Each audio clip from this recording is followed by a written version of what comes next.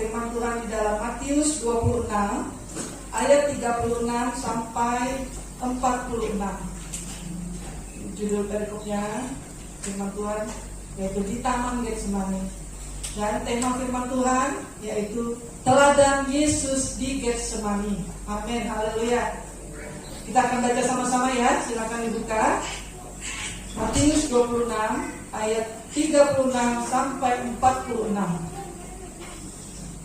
Sudah siap? Sudah siap? Amin. Puji Tuhan. 2, 3. Maka sampailah Yesus bersama-sama murid-muridnya ke suatu tempat yang bernama Getsemani. Lalu dia berkata kepada murid-muridnya, "Duduklah di sini, sementara aku pergi ke sana untuk berdoa." Dan dia membawa Petrus dan dua anak Yesus ke sana. Maka mulailah dia merasa sedih dan berkata, lalu katanya kepada mereka, "Hatiku sangat sedih, seperti mau mati rasanya. Tinggallah di sini dan berjaga-jagalah dengan aku." Maka dia maju sedikit, lalu sujud dan berdoa, katanya, "Ya Bapa-Ku, jikalau sekiranya mungkin, biarlah kamu berlalu dariku. Tetapi janganlah seperti yang kehendaki, melainkan seperti yang Kau kehendaki." Setelah itu dia kembali kepada murid-muridnya itu dan kepada mereka itu. Dan dia berkata kepada Petrus, "Tidakkah kamu sanggup berjaga-jaga 1 jam dengan aku? Berjaga-jagalah dan berdoalah, supaya kamu jangan jatuh ke dalam percobaan. Roh memang pendurut, tetapi daging lemah." Lalu dia pergi untuk kedua kalinya dalam berdoa, katanya, "Ya Bapa-Ku, jikalau cawan ini tidak mungkin lalu, kecuali apabila aku minumnya, jadilah kehendak-Mu." Dan ketika dia kembali pulang, dia mendapati mereka sedang tidur, sebab mata mereka sudah terang. Dia membiarkan mereka di situ, lalu pergi dan berdoa untuk ketiga kalinya, dan mengucapkan doa yang diduga. Sesudah itu dia datang kepada murid-muridnya dan berkata kepada mereka, "Tidurlah sekarang dan istirahatlah. Lihat, saatnya sudah tiba, bahwa Anak Manusia diserahkan ke tangan orang-orang berdosa. Bangunlah, marilah kita pergi. Dia yang menyerahkan aku sudah datang." Amin, haleluya. Puji Tuhan. Kita sudah membaca ayat-ayat ini ya. Jadi kita melihat bahwa apa yang dilakukan oleh Yesus itu di Taman Getsemani ini sangat dahsyat dan luar biasa. Nah, ada 3 hal ya yang dapat kita teladani dari ayat-ayat yang sudah kita baca. Yang pertama, Yesus memberi teladan kepada kita dalam segala hal untuk berdoa. Jadi kita lihat di ayat 36. Maka sampailah Yesus bersama-sama murid-muridnya ke suatu tempat yang bernama Getsemani. Lalu ia berkata kepada murid-muridnya, "Duduklah di sini, sementara aku pergi ke sana untuk berdoa." Jadi teladan Yesus ya, Tuhan memberikan teladan dia dalam segala hal, dia berdoa. Kemudian kita lihat, dan ia membawa Petrus dan kedua anak Zebedeus sertanya. Maka mulailah ia merasa sedih dan gentar. Jadi Yesus saat ia merasa sedih dan gentar, dia datang kepada Bapa di surga. Dia datang untuk berdoa. Nah, kenapa Tuhan kok bisa sedih ya? Tuhan kok bisa gentar? Padahal dia Allah yang berkuasa. Nah, Tuhan Yesus itu saat dia berada di bumi 100% dia adalah manusia. Dia meninggalkan kemahakuasaannya.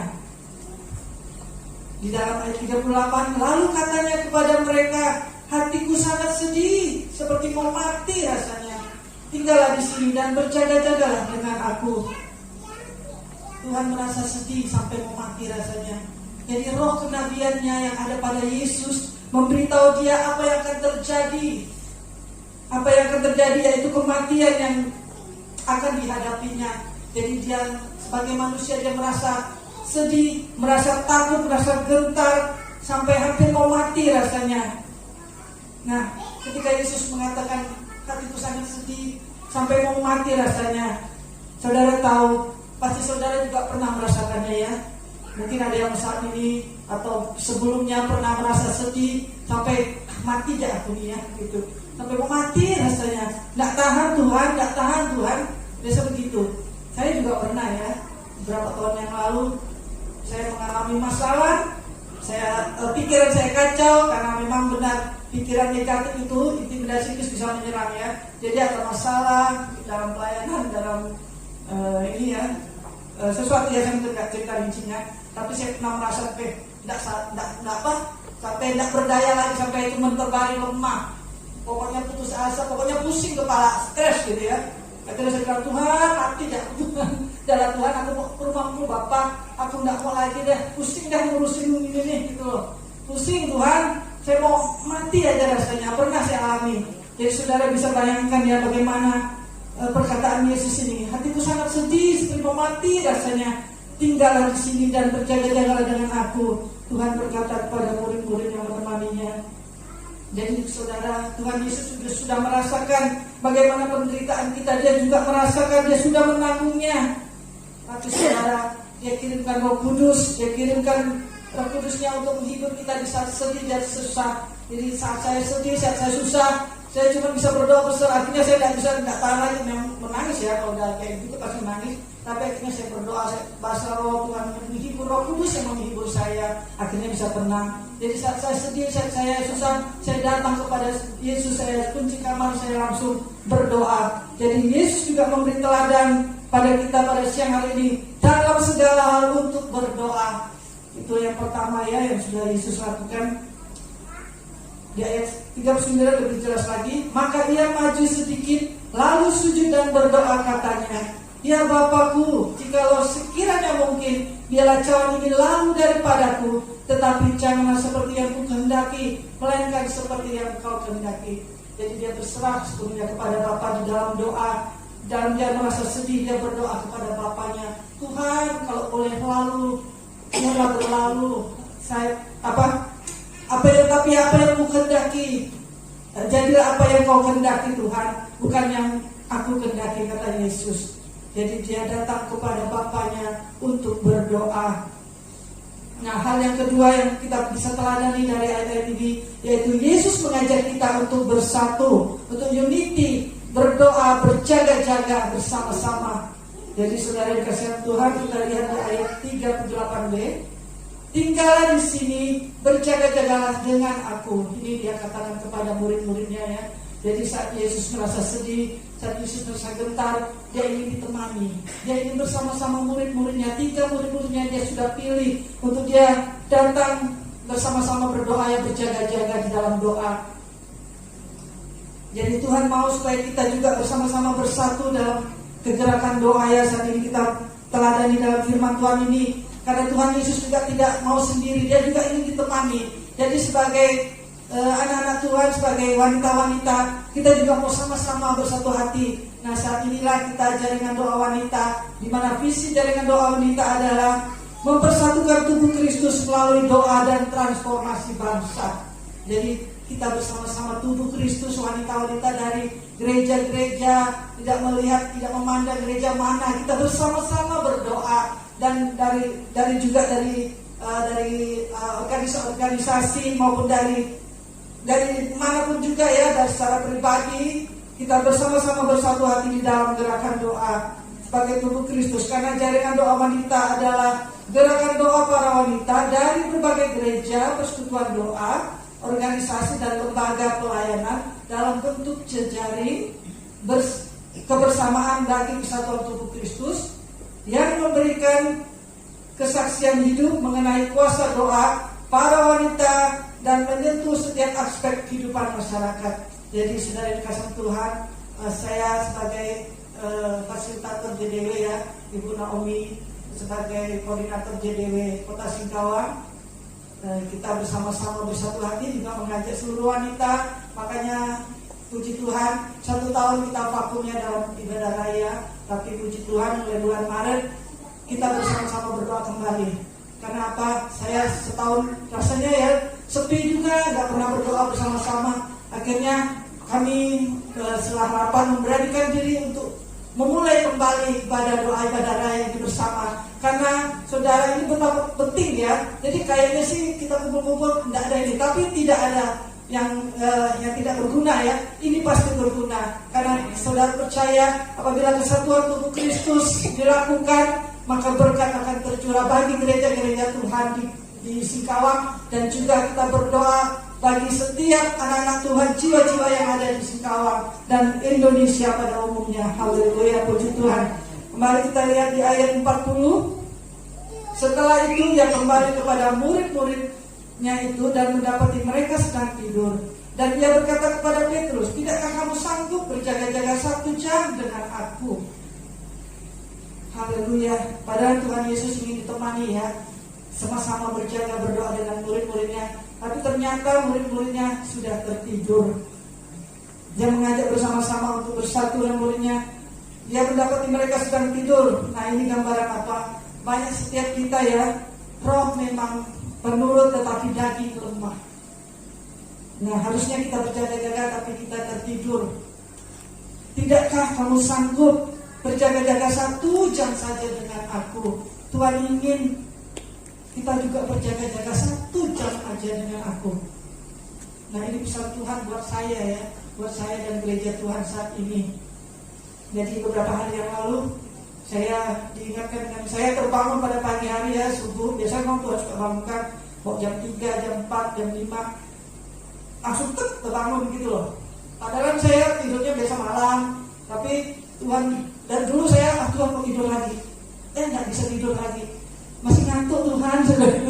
Akhirnya tapi kalau saat sekarang ini, kalau memang Tuhan bangunkan saya, langsung melek gitu loh. Padahal memang kayaknya haus atau saya mau ke belakang, tapi setelah itu tidak bisa tidur lagi, saya langsung terang gitu. Jadi akhirnya, itulah waktunya saya berdoa. Akhirnya saya berdoa, saya ingat juga firman Tuhan ini yang sudah saya baca dan saya siapkan. Langsung saya juga datang menyembah Tuhan. Saya ingat Tuhan, cuma 1 jam Tuhan minta. Padahal ada 24 jam sehari ya. Dan kalau perpuluhan dari 24 jam itu 2,4 jam. Tapi Tuhan cuma minta 1 jam saja dengan Tuhan.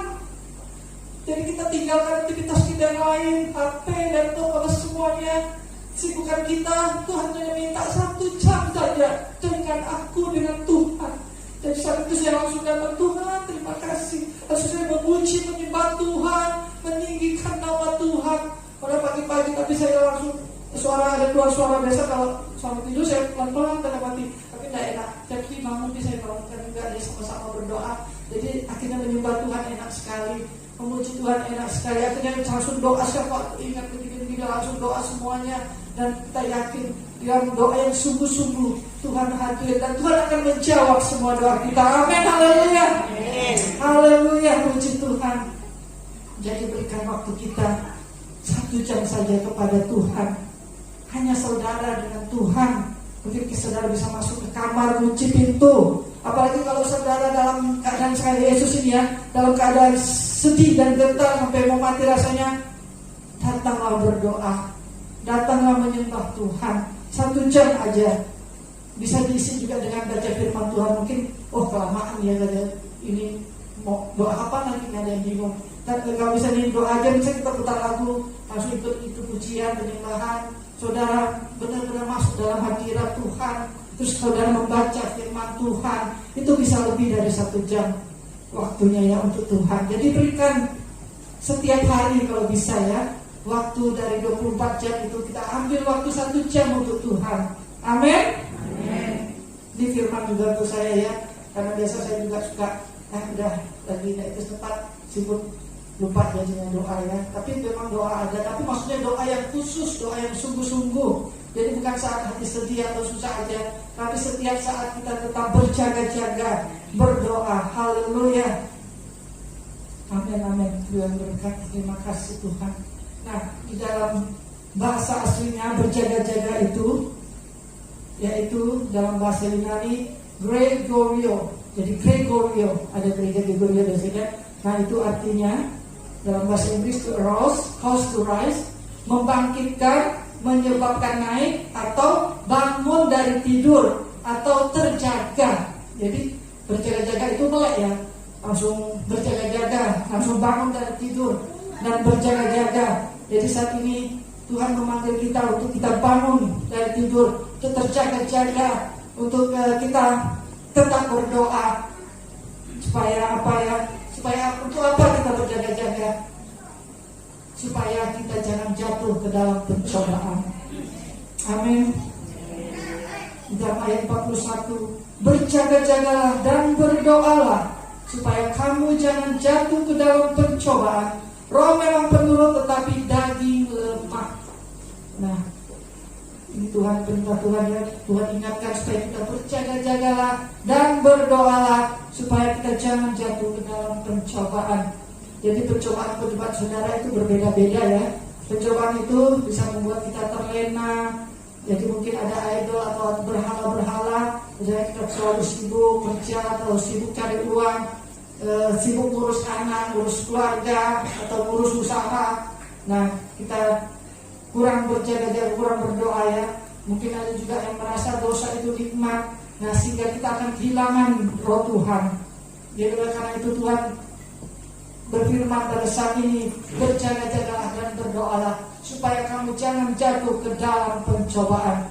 Karena roh memang penurut tapi daging lemah. Nah, ketika kita berjaga-jaga dan berdoa, maka roh doa itu akan semakin kuat. Nah, saat ini waktunya kita minta roh berdoa, roh berjaga-jaga. Untuk apa tuh? Untuk apa ya?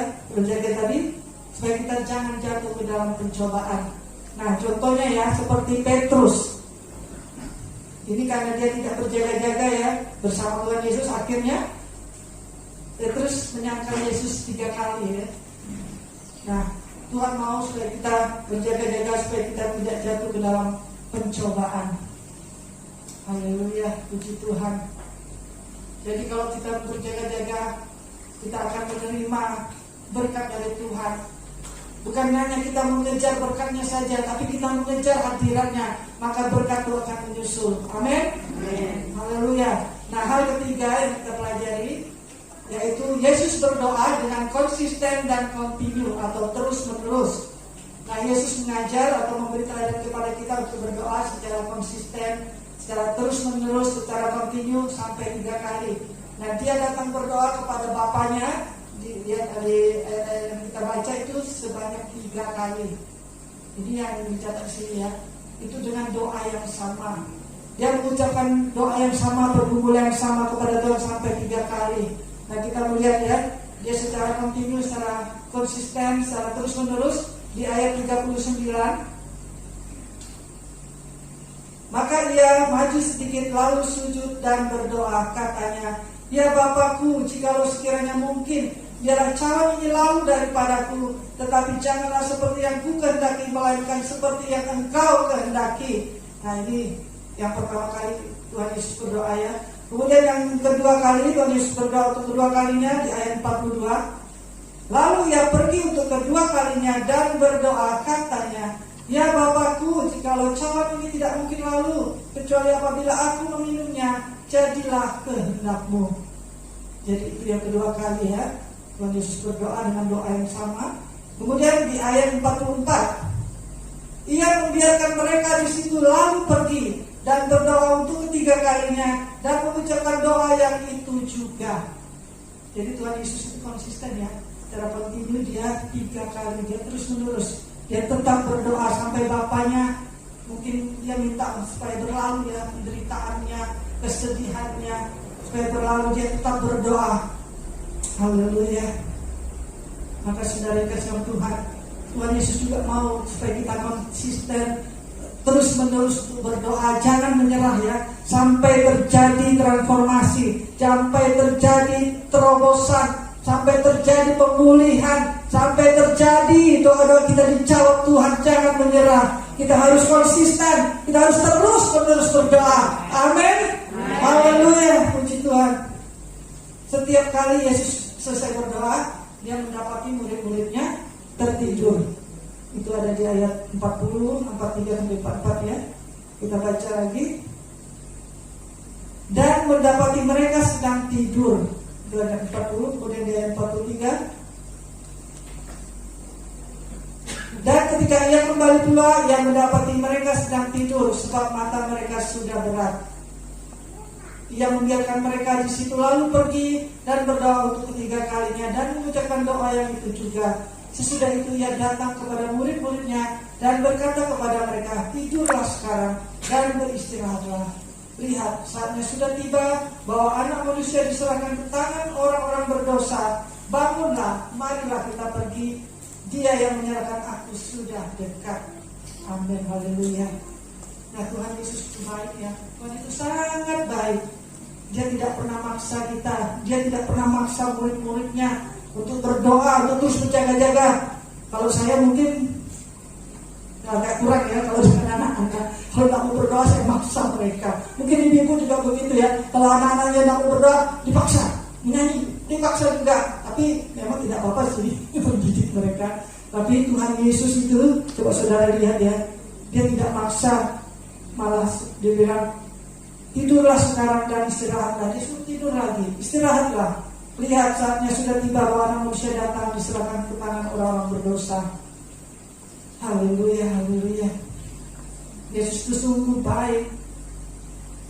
Yesus sangat baik. Tuhan Yesus mengajar kita untuk terus berdoa, untuk terus tetap berdoa. Tuhan tahu pergumulan kita, Tuhan tahu masalah yang kita hadapi, Tuhan tahu penyakit yang kita hadapi. Tapi ada kuasa yang menguatkan Tuhan Yesus di Getsemani itu, yaitu apa? Roh doa. Tuhan menginginkan kita kepada kita, ya, di Getsemani itu the spirit of prayer, yaitu roh doa. Oleh karena itu saudara yang kasih dalam Tuhan, tetaplah berdoa, tetaplah berjaga-jaga, dan dengan sangat terus menerus ya, dengan konsisten dan terus menerus. Kita harus menjadikan doa sebagai respon pertama dalam segala hal yang kita hadapi. Baik itu waktu kita sakit, waktu itu kita dalam menghadapi masalah keluarga, masalah pekerjaan, masalah usaha, masalah pelayanan, masalah gereja, masalah apapun juga. Dan apalagi serangan dari iblis ya. Kita jangan takut, kita jangan sedih, jangan gentar, karena kita semua adalah tentara-tentara doa. Kita adalah warrior doa, pendoa-pendoa yang kuat. Kemanapun kita pergi harus selalu berdoa dan berjaga-jaga. Amin. Haleluya, puji Tuhan. Dan kita juga mau melihat ya, apa yang ditulis di dalam Injil yang lain yang juga menulis tentang di Taman Getsemani, yaitu kita baca sama-sama di dalam Lukas 22 ayat 43 sampai 44.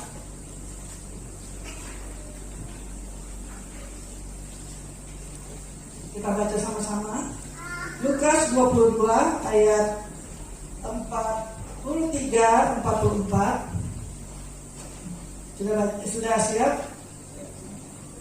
2, 3. Maka seorang malaikat dari langit menampakkan diri kepadanya untuk memberikan kekuatan kepadanya. Ia sangat berkatakan dan masih bersungguh-sungguh berdoa.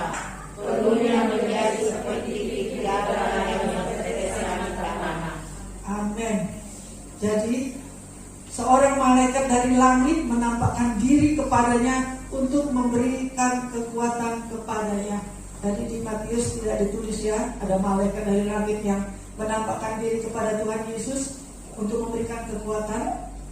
Nah, kita melihat bahwa di saat kita berdoa, di saat seperti Yesus berdoa, ada malaikat dari langit yang datang untuk memberikan kekuatan kepada Tuhan Yesus. Saudara yakin dan percaya, saat kita berdoa dengan sungguh-sungguh, pelayanan malaikat akan datang, akan memberikan kekuatan. Haleluya. Saya percaya itu dan saya yakin bahwa di saat kita sungguh-sungguh berdoa, maka akan ada pelayanan malaikat yang akan memberikan kekuatan kepada kita, yang akan memberikan hikmat kepada kita, yang memberikan penghiburan kepada kita. Amin. Haleluya. Nah, di ayat 44, ia sangat ketakutan dan makin bersungguh-sungguh berdoa. Peluhnya seperti titik-titik darah yang bertetesan ke tanah. Haleluya. Haleluya. Kita melihat bahwa bagaimana ya bisa terjadi titik-titik darah mengeluar dari pori-pori dari tubuh Tuhan Yesus. Nah, seorang dokter di Amerika mengatakan bahwa seseorang itu bisa mengeluarkan keringat darah walaupun ini jarang terjadi. Karena apa? Karena orang tersebut itu sangat stres, mungkin tingkat tinggi sampai dia menahan masalahnya, kestresannya ya, kesusahannya, kesedihannya, kegentarannya, ketakutannya, sehingga pembuluh darah kecil di tubuhnya itu pecah dan tercampur dengan keringatnya. Haleluya. Kita melihat bahwa peluhnya menjadi seperti titik-titik darah yang bertetesan ke tanah. Nah, ini Tuhan Yesus menjelaskan bahwa darah Yesus sudah menetes ke tanah. Darah Yesus menemani kita di Taman Getsemani. Haleluya. Saya yakin juga darah Yesus menemani saudara di saat saudara susah, di saat saudara lemah, sampai datang harus. Di saat saudara datang kepada Yesus dengan sungguh-sungguh di dalam doa yang sungguh-sungguh, darah Yesus menemani. Dia disalib, dia disiksa, darahnya tertumpah juga. Tapi sebelum dia disalib, darahnya sudah menetes, sudah tercurah ke tanah di Taman Getsemani. Darahnya sudah tercurah. Haleluya. Darah Yesus itu menemani saudara dan saya. Oleh karena itu jangan ragu lagi mengiring Tuhan Yesus. Jangan ragu lagi, jangan takut lagi, jangan sedih lagi. Datang kepada Yesus, berjaga-jaga kepada Yesus, kepada Bapa, Raja di atas segala raja, yang sanggup memulihkan, yang sanggup menyembuhkan, yang sanggup menguatkan kita. Haleluya. Terima kasih Tuhan, terima kasih buat firman-Mu. Kami percaya Tuhan, Engkau ada bersama kami Yesus. Jadi saudara dikasih Tuhan, kita melihat ada 3 hal ya yang dapat kita teladani dan juga dapat kita lakukan juga ya. Dari apa yang sudah Yesus lakukan di Taman Getsemani, yaitu yang pertama, Yesus memberi teladan pada kita dalam segala hal yang kita hadapi untuk berdoa. Amin. Yang kedua, Yesus mengajak kita untuk bersatu, unity, dalam kesatuan tubuh Kristus. Kita berdoa bersama-sama, kita berjaga-jaga bagi kota, bangsa, negara kita. Haleluya. Kemudian yang ketiga, Yesus berdoa dengan konsisten, dengan kontinu, dengan terus-menerus. Oleh karena itu, baiklah kita melakukan ketiga hal ini. Kalau saudara sudah melakukan ketiga hal yang sudah Yesus lakukan di Taman Getsemani, saya percaya Getsemani apa yang terjadi pada kehidupan saudara, keluarga saudara, pasti semuanya bisa diatasi bersama Yesus. Amin. Bersama Yesus dapat kita melakukan perkara-perkara yang besar. Bersama Yesus segala perkara pun dapat kita tanggung di dalam Yesus. Haleluya. Terima kasih Tuhan. Oleh karena itu, kami mengajak seluruh wanita-wanita yang ada di kota Singkawang ini untuk bersama-sama secara konsisten, secara terus-menerus sebagai tubuh Kristus kita berdoa. Kita berdoa bagi kota kita berdoa bagi tempat kita tinggal kita yang kota Singkawang ini. Kita terus berdoa sampai terobosan terjadi, sampai transformasi terjadi di kota Singkawang ini, sampai banyak jiwa-jiwa dimenangkan di kota Singkawang ini. Amin. Haleluya. Kita berdoa bagi provinsi Kalimantan Barat, kita terus berdoa bagi Indonesia. Mungkin saudara juga akan dibawa berdoa bagi bangsa-bangsa.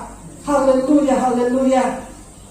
Juga saudara yang dikasih Tuhan, kita juga bisa sama-sama saling mendoakan. Apabila ada pergumulan satu masing-masing ya, kita sama-sama saling mendoakan pergumulan dalam pelayanan, dalam keluarga. Kita bersama-sama berdoa. Kita secara tubuh Kristus, sekarang kita bersatu ya, kita bersatu dalam kesatuan tubuh Kristus dalam doa.